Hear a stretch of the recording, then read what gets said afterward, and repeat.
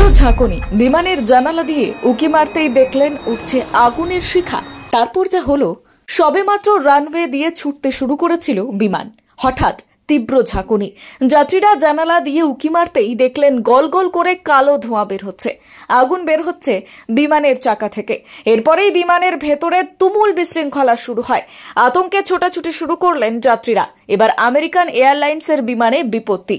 শনিবার ডেনভার বিমানবন্দরের রানওয়ে থেকে সবে ওড়ার প্রস্তুতি নিচ্ছিল বিমানটি। এমন সময় ল্যান্ডিং গিয়ারের সমস্যা দেখা যায়। সেখান থেকে বিমানের চাকায় আগুন ধরে যায়, গল গল করে ধোঁয়া বের হতে থাকে। সঙ্গে সঙ্গেই বিমান থেকে এমার্জেন্সি ইভাকুয়েশন করা হয়। সুরক্ষিতভাবে 173 জন যাত্রীকে বের করে আনা হয়। এর মধ্যে একজন যাত্রী সামান্য আঘাত পেয়েছেন বলেই খবর। জানা গিয়েছে, মিয়ামি যাচ্ছিল বোয়িং 737 ম্যাক্স 8 বিমানটি। চাকার টায়ারে সমস্যা হয়, সেখান থেকেই এই বিপত্তি। সোশ্যাল মিডিয়ায় ভাইরাল ভিডিওয় দেখা গিয়েছে বিমানের চাকা থেকে কালো ধোঁয়া বের হচ্ছে। পাশেই এমার্জেন্সি দরজা থেকে ইনফ্লেটেড স্লাইডে যাত্রীরা একে একে বেরিয়ে আসছেন।